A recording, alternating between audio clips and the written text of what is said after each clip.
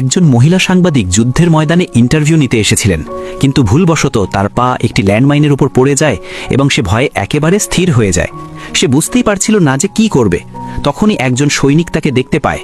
সে জোরে চিৎকার করে বলে, একদম নড়বেন না।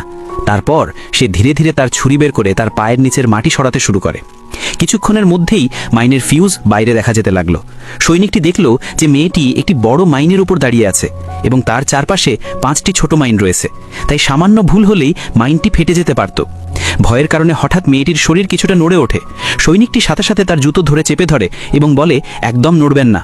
সে মেয়েটিকে শান্ত করতে লাগলো এবং বলল, যদি তোমাকে দৌড়াতে হয় তাহলে 5 সেকেন্ডে কত দূর যেতে পারবে? মেয়েটি বলল, জানি না। সৈনিকটি বলল, আমি তোমাকে 5 সেকেন্ডের সুযোগ করে দিতে পারি, যাতে তোমার নড়াছড়াতেও মাইনটি সাথে সাথে না ফেটে যায়। তারপর সে ধীরে ধীরে প্লাস বের করে মাইনের তারের দিকে বাড়িয়ে দিল। এখন দুজনেরই শ্বাসরুদ্ধ হয়ে গিয়েছিল।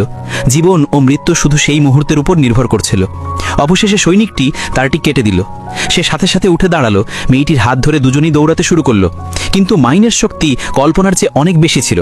বিস্ফোরণ হওয়া মাত্রই তারা দুজনেই মাটিতে পড়ে গেল। সৈনিকটি মেয়েটিকে বাঁচানোর জন্য নিজেকে তার ওপর ঢাল হিসেবে ব্যবহার করলো। ভাগ্যক্রমে তারা কিছুটা দূরে ছিল, তাই তাদের আঘাত লাগেনি। এই ঘটনার পর মেয়েটি সেই সৈনিকের প্রতি আকৃষ্ট হয়ে পড়ে। সে বুঝতেই পারেনি যে ওঠার সময় সৈনিকের লাল দড়ি তার ব্যাগে আটকে গিয়েছিল। পরবর্তী মিশনে যাওয়ার আগে মেয়েটি চুপি চুপি তার একটি ছবি তুলে নেয়, কিন্তু শীঘ্রই তার যুদ্ধক্ষেত্রের কাজ শেষ হয়ে যায় এবং তাকে ফিরে আসতে হয়। মেয়েটি ব্যাগের ওপর লাল দড়িটি দেখতে পাওয়ার সাথে সাথেই বাস ছেড়ে দিয়েছিল। সে হাত নেড়ে তা ফেরত দিতে চেয়েছিল।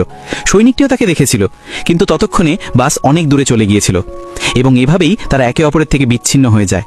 কিছুদিন পর মেয়েটি অফিস থেকে ফেরার সময় রাস্তায় একটি পরিচিত মুখ দেখতে পায়। সে তাড়াতাড়ি গাড়ি থেকে নামে, কিন্তু সেই লোকটি অদৃশ্য হয়ে গিয়েছিল। তার মনে হলো হয়তো সেই সৈনিকটি এখানেই কোথাও আছে। সে তার বন্ধুর সাহায্যে সৈনিকটির খোঁজ শুরু করে। একদিন সে একটি শান্তি মিশনের ভিজিটিং কার্ড পায় এবং সেই ঠিকানায় পৌঁছায়, কিন্তু সামনে দাঁড়িয়ে থাকা লোকটি অন্য কেউ ছিল।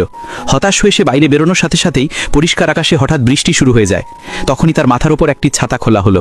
সে উপরে তাকালো এবং সেই চোখগুলো দেখতে পেল যা সে কখনো ভুলতে পারবে না। সে সেই মুহূর্তে বুঝতে পারল যাকে সে খুঁজছিল সে তার পিছনেই দাঁড়িয়ে আছে।